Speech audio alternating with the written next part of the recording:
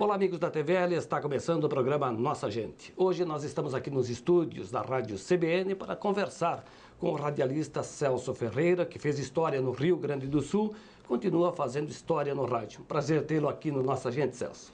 Pois é, prazer muito grande, Minosso, aos telespectadores. Então, cumprimentos, não é? E eu espero dar uma pequena contribuição. Essa entrevista, com certeza, será muito bem recebida ou não, né? Depende, por radialistas, pessoas que têm bastante experiência no ramo, mas, obviamente, que para o grande público sempre tem coisas interessantes, porque a tecnologia era uma, hoje é outra, e os avanços estão aí mesmo, né, Minosso? Ô Celso, faz tempo que o amigo ingressou no rádio, mas como é que surgiu? Foi uma oportunidade? Foi algo de vocação? Como é que foi essa entrada no rádio? Pois é, foi diferente. Na Rádio Progresso de Novo Hamburgo, eu sou de Novo Hamburgo, por isso que me adaptei tanto a Blumenau, porque lá a colonização alemã também. E aí na Rádio Progresso estavam anunciando a vaga de um auxiliar de escritório. Minosso, eu tinha feito um curso de datilografia, que para a época era o computador de hoje. Curso básico de computação, 3 meses, datilografia era mais ou menos esse tempo. Então, já batendo com os 10 dedos, depois com 2 e depois com 4 e vice-versa. E aí, tá aí, eu tinha que estudar à noite, a partir daquela idade, 15 anos, e vou trabalhar lá na rádio, onde eu ia aos domingos e ganhava muitos prêmios lá, entradas de cinema, respondendo perguntinhas do comunicador, que era uma espécie de programa de estúdio auditório. Aí cheguei na rádio e fiquei atrás de um guichê, ou num guichê, e atrás passando gente para tudo que é lado. Aí até chegou um senhor e me perguntou o que eu queria. Eu digo, olha, eu vim atrás da vaga aqui de auxiliar de escritório.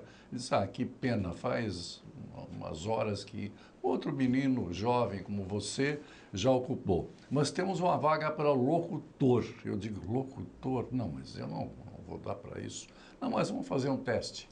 Fiz o teste e fiquei um ano na rádio, depois em São Leopoldo, era Emissoras Reunidas, um grupo de 21 emissoras no estado do Rio Grande do Sul.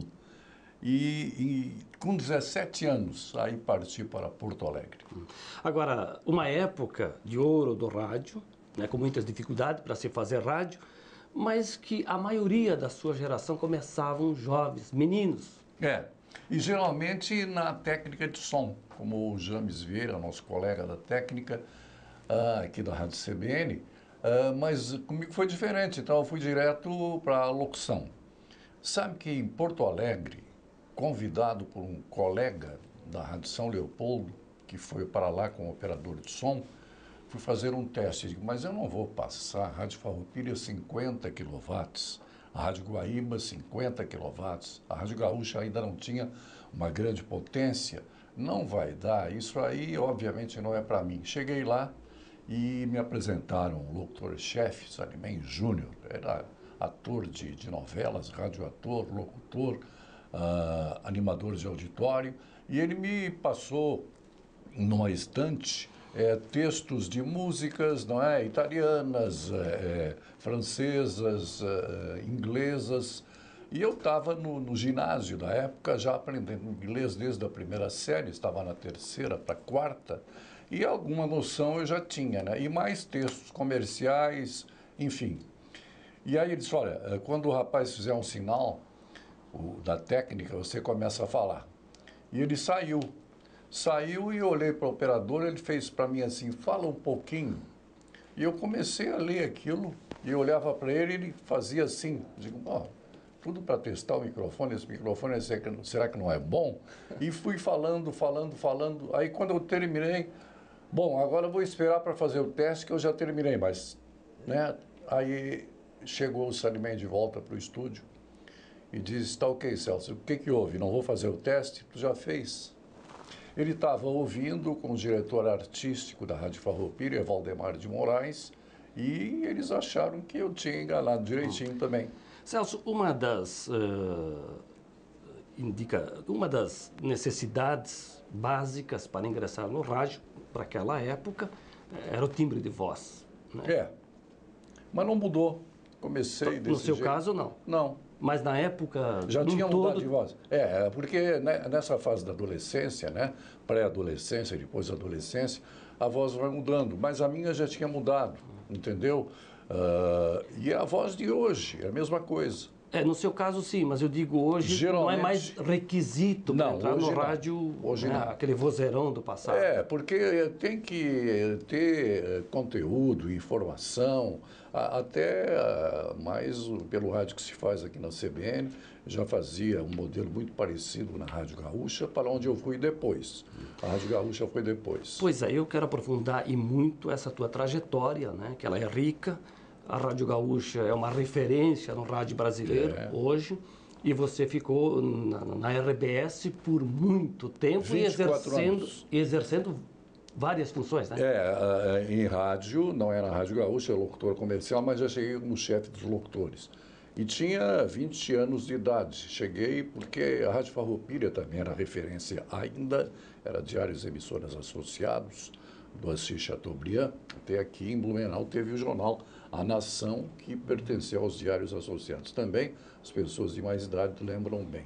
E também na TV, apresentava telejornais na TV Gaúcha na época, depois ficou tudo RBS TV. RBS TV Porto Alegre, RBS TV Passo Fundo, RBS TV mais tarde aqui Blumenau. Já era a Gaúcha afiliada à Globo, já? Já afiliada à Globo, mas comecei como locutor de cabine, porque naquele tempo também você lia os comerciais na cabine da televisão, aí você não aparecia no vídeo. Era cabine, e tem gente aqui que fez isso. Parece que o Braga Miller me contou uma vez que ele também fez isso. E depois, sim, vídeo, apresentando a parte local do Jornal Nacional. Isso vai muito tempo. Era o Cid Moreira e o Sérgio Chapelin apresentando nacionalmente. Entrava a previsão do tempo no Rio, e aí cortava para as outras emissoras, também com quadrinho do tempo. O quadro, uma tapadeirazinha no fundo do cenário, não é? E a gente lendo a previsão do tempo. E aí foi um tempão. Mas rádio foi muito importante. Depois de chefe dos locutores, passei a fazer um programa meio parecido até com o Notícia da Manhã que a gente faz aqui na CBN. Já tinha muita reportagem e muitas entrevistas ao vivo. Mas era com artistas de televisão.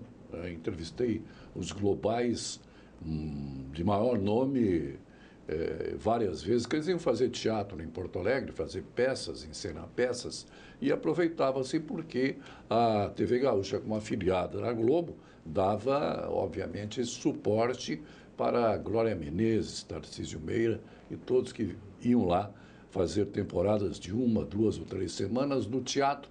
Não era do São Pedro. São Pedro é o mais conhecido de lá. Ele já foi revitalizado 2 vezes, é referência. Mas era o Teatro Leopoldina, que não tem mais. Enfim, essa gente toda. Celso, e os programas de auditórios? Auditório. O programa mais famoso da época era o programa Maurício Sobrinho. Quem fazia? O fundador da RBS, o Maurício Sirotsky Sobrinho. Ele era o Silvio Santos do rádio, uma espécie de Faustão. Mais o perfil do Silvio Santos. Era aos domingos de manhã no Cinema Castelo, no bairro da Zenha, pertinho do estádio antigo do seu Grêmio, o Estádio Olímpico. Ali era uma confluência para outros bairros e tal. Então iam, Minosso, músicos, radioatores, cantores, Elis Regina era uma. Ela ia de carro na carona do seu Maurício. Ele passava na casa dela, ele com 2 filhas de idade mais ou menos da Elis, amigas da Elis, ele levava junto para o programa, que era a estrela máxima. Ele dizia assim, há uma estrela no céu, há uma estrela na terra, ela se chama Elis Regina. Ficou 2 anos na Rádio Gaúcha e foi para o Rio de Janeiro e ganhou com arrastão o primeiro festival da canção do Brasil. Isso que o Celso nos relata aqui foram momentos né, que o senhor testemunhou, conviveu.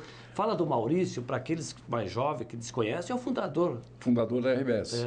Ele, inclusive, deixou de fazer que foi seu foi patrão, meu professor, né? Foi meu patrão, foi meu professor. Um homem extremamente humilde, mas de um talento, de uma inteligência, de uma perspicácia. Deu no que deu, esse império aí do grupo. Mas ele gostava muito de fazer o programa. Eu fazia já um programa de comunicação na Rádio Gaúcha, com telefone no ar, tudo mais, né? Eu dizia, Celso, eu gostaria de fazer o que tu fazes hoje aqui.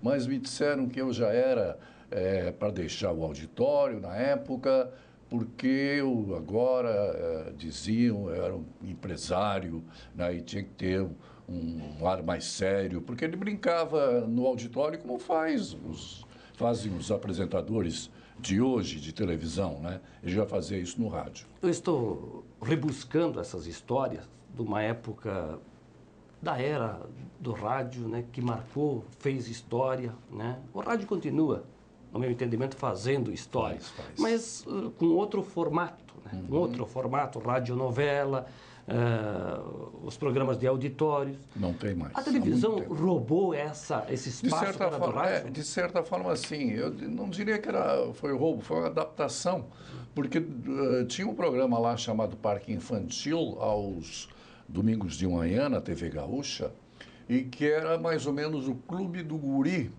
da Rádio Farroupilha. A Elis Regina, antes de entrar na Rádio Gaúcha, foi da Rádio Farroupilha e era secretária do animador do programa Clube do Guri, Ari Rego, e cantava 2 números no final. A secretária Elis Regina Costa. E agora ela canta Elis Regina Costa, que é o sobrenome dela, parece que é Carvalho Costa, né?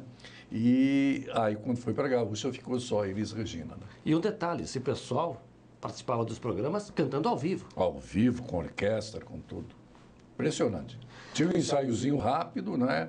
A tomada de som, como eles dizem e tal, mas era ao vivo. E qual era a capacidade desses auditores? Porque também tinha o Darcy Fagundes, que era para o lado mais da música regional gaúcha. Né? Darcy Fagundes e Luiz Menezes foram grandes nomes. O Darcy, irmão do Nico Fagundes, até recentemente fazia o Galpão Crioulo. Tio. Ele é irmão do Bagre Fagundes, que é outra pessoa, que é pai do atual apresentador do Galpão Crioulo, que é o Neto, né? O Neto Fagundes. Mas eu dizia, casa cheia e garantia de audiência No certa. auditório da Farroupilha, 500 lugares. Mas o programa Maurício Sobrinho, que o da Rádio Gaúcha tinha 120 lugares, era no edifício União, bem no centro de Porto Alegre. Aí o programa do Maurício era apresentado no Cinema Castelo, na Zenha, pertinho do Estádio Olímpico do Grêmio. Perdão. E ele tinha, o pessoal não vai acreditar, 1.500 lugares no térreo, mais 500 lugares na chamada galeria. Hoje as salas de cinema dos shoppings não tem 500 lugares. Parece que 2 grandes têm 300, coisa assim, né? Então, tinham 2.000 lugares no auditório do Cinema Castelo, que lotava aos domingos de manhã, das 10 ao meio-dia, no programa Maurício Sobrinho. Celso, nós vamos fazer um breve intervalo, depois voltamos para falar mais sobre a tua trajetória no rádio. Eu só pontuei algumas coisas aí para reviver aqueles bons momentos. Jornalismo do rádio, né? É importante, para a gente recuperar um pouquinho a boa história, a bela história de ouro do rádio. Nós vamos ao intervalo e logo, logo estaremos de volta. Até já.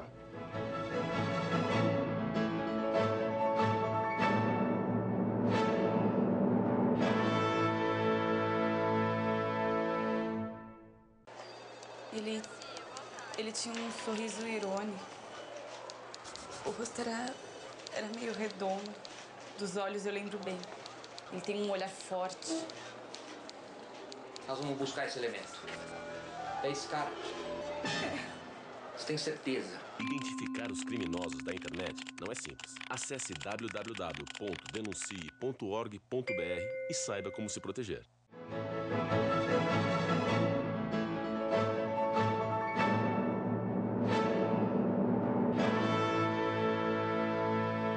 Estamos de volta na sequência do programa Nossa Gente. Meu entrevistado hoje é o radialista Celso Ferreira, gaúcho de Novo Hamburgo, que fez história, lógico, no rádio do Rio Grande do Sul, mas tem uma caminhada brilhante também em outras cidades brasileiras, como está tendo aqui em Blumenau, né, Celso? Bom, aí na Rádio Gaúcha, dando prosseguimento ao rádio, que foi evoluindo. Então saíram os programas de auditório, saíram as radionovelas que perdiam já para as telenovelas do vídeo, né, da Rede Globo. E o rádio, em Porto Alegre, descobriu que o rádio do Rio e São Paulo já havia descoberto um filão, radiojornalismo, e nós passamos para isso. A Rádio Gaúcha adquiriu 4 unidades móveis para fazer cobertura de toda a cidade.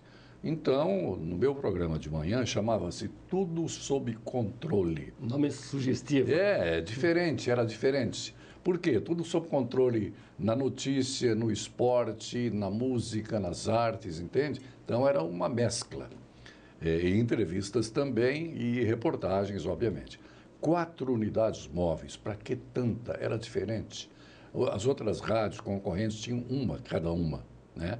Então, nós com 4. Aí se esnobava um pouquinho, se falava da polícia, a outra do centro da cidade com trânsito e tal, até que aconteceu uma tragédia, Milos, o incêndio das lojas Renner, em Porto Alegre. Aí foi uma tragédia que eu não lembro bem, mas de 48 a 50 pessoas morreram no incêndio. E muitos feridos, muitos e muitos. Porque o edifício era um caixote, tá? Meio semelhante aos shoppings de hoje, só que sem aquela segurança que hoje é exigido, portas de escape, enfim, uma série de requisitos. Aí a Rádio Guaíba, nossa concorrente, deu em primeira edição, em edição extra, do correspondente Renner, que o pai do Milton Jung da CBN fazia até pouco tempo na Rádio Guaíba. E deram um furo a Guaíba, não sei. Então tá, vamos dar também? Não. Ver qual é a unidade móvel. Tinha um chefe das unidades móveis, o Sérgio Lima, que coordenava. Olha, agora é isso. Passava pautas, né?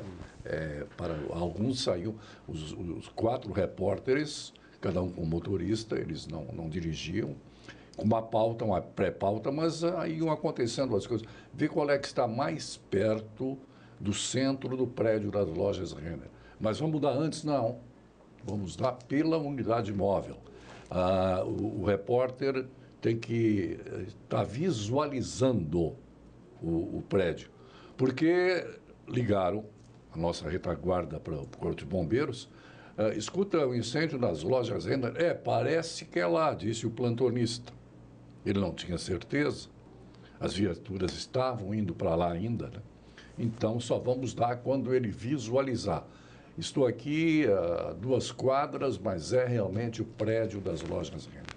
A partir daquele momento, nós transmitimos até o outro dia, até o rescaldo do prédio, porque foram muitas mortes. E aí sim, as unidades móveis se mostraram para o grande público pela sua utilidade. Lá o comandante do Corpo de Bombeiros, tem muita gente precisando, indo para o pronto-socorro. Vai uma unidade móvel para o pronto-socorro, a outra fica lá. A cobertura... E assim, fizemos uma cobertura, não teve emissoras que fizeram sensacionalismo.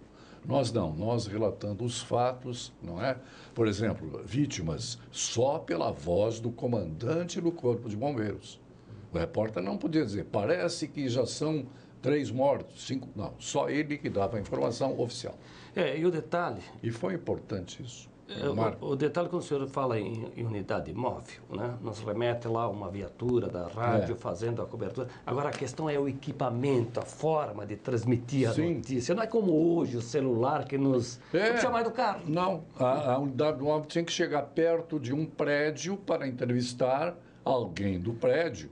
Ou essa pessoa descia, ou ele gravava e trazia para a unidade móvel, para para caminhonete lá, para viatura, e passava gravado. Quer dizer, não tinha essa instantaneidade que tem hoje. Quando eu falo não precisava do carro, ou não precisa hoje do carro, é porque o carro serve como meio de transporte. O equipamento estava acoplado, estava instalado no carro, né, para poder fazer o trabalho. Exatamente. Celso, eu quero dar uma pincelada na questão do esporte, que no teu tempo, né, a Gaúcha também fez história, como faz hoje na cobertura, por exemplo, de Copa do Mundo, né, com muita eficiência, para depois a gente, né, buscar um pouquinho da tua passagem por outras cidades brasileiras e aqui em Santa Catarina. A Copa de 78 foi a que te marcou mais na cobertura, estando ali com a equipe da Gaúcha? 78 foi da Argentina, né? Foi marcante, né? Aí, até porque a Rádio Gaúcha estava passando de 10 kW para 100 kW. Eu gravei eu era, nessa altura, gerente de programação e jornalismo da Rádio Gaúcha. Mas nunca deixei o microfone. Fazia programa igual de 9h30 ao meio-dia. Hoje é de 9 ao meio-dia na CBN aqui, mas lá era de 9h30 ao meio-dia. E aí gravei uma abertura com a música que simboliza a Argentina desde os tempos de Perón, saudando e homenageando Evita Perón, Não Chores por Mim, Argentina. Era uma grande orquestra que gravou e nós entrávamos. Entrava a característica musical tchan, tchan, tchan, tchan, tchan, tchan, e aí entrava eu, gravei, Gaúcha na Copa do Mundo, o mundo da Copa em 100 kW. Entende? Então era Gaúcha na Copa do Mundo, o mundo da Copa em 100 kW. Foi marcante. Aí foi a presença do Rui Carlos Osterman. Aí já pela equipe de esportes, né? Já pela equipe de esportes, né? Os locutores, os repórteres, e teve grandes nomes que um ou outro ainda está no rádio lá em Porto Alegre. O Vili Gonzer, que andou aqui pelo Rádio Blumenau, trabalhou contigo também. Sim, lá, né? O Vili Gonzer, ele trabalhou 2 vezes na rádio. Quando eu entrei, ele já estava, não é? Era um dos narradores. E depois, como gerente, eu consegui trazer o Vili de volta. Ele estava na Rádio Jovem Pan de São Paulo. Mas estava surgindo o Osmar Santos com a transmissão diferente e o Vili estava assim meio desconfortável na PAN e me ligou. Escuta, e aí, se eu voltar a hora, você volta a hora que quiser. E aí o Vili retornou para a Rádio Gaúcha e transmitiu outras Copas também. Tudo isso aconteceu até o início da década de 80, né, quando você deixou a Gaúcha, a RBS, para seguir outros caminhos. Exatamente. A verdade foi em 86 que eu deixei, foi bastante tempo. Foram 24 anos lá e já há muito tempo lá. Aí você falou em outras cidades, rapidinho contratados pelo Ministério das Comunicações, uma equipe foi implantar emissoras de rádio e televisão de pequeno e médio porte em 2 estados do norte, Rondônia e Mato Grosso, não Mato Grosso do Sul. Mato Grosso, capital Cuiabá. Já haviam sido separados os 2 estados. E foi também interessante porque você treinava as pessoas, você vai dizer, mas lá tão longe, tinha pessoas que foram para lá plantar, fazer negócios, abrir comércios, e os filhos e filhas estavam estudando no 2º grau. Algumas cidades já tinham faculdades, né, universidades, e essa gente a gente recrutava, treinava para ser comunicador de rádio FM ou AM, e também os mais ajeitadinhos para televisão. Cada televisão tinha um telejornal que fosse de meia hora só, ao meio-dia, mas tinha, e o resto, programação de rede também. Celso, aqui em Blumenau também já estás o quê? Há mais de 10 anos, né? Poxa, são 16 para 17. Quase 20. Como o tempo passa rápido. Na homenagem que a Câmara prestou à Rede Fronteiras de Comunicação, até eu falei, dos 30 anos eu tenho 16 para 17, mais dos 30 anos da rede. E aqui eu cheguei rapidinho só. O Carlos Alberto Rosa, eu encontrava ele, o dono da Rádio CBN, da Rede Fronteira, com 8 emissoras aqui no Rio Grande do Sul. A cada 2 anos eu encontrava ele num congresso de radiodifusão, que geralmente era numa capital. ou Fortaleza, ou Manaus, ou Brasília, ou São Paulo, ou Rio de Janeiro. E essa última vez em que eu fui para o Congresso foi em Foz do Iguaçu. E ali ele me convidou. A cada 2 anos, dizer, Celso, eu tenho 2 rádios. Eu conheci ele lá, ele foi visitar a Rádio Gaúcha um dia, né, e eu, com certeza, mostrei tudo para ele e tal, e ficou essa amizade. Tem 2 rádios em Blumenau, ou 2 em Santa Catarina. 2 anos depois ele já tinha 3, 2 anos depois ele tinha 4. Aí ele disse, Celso, tenho 5 rádios em Santa Catarina e 2 em Blumenau. Uma é o modelo que você já fazia e gosta de fazer.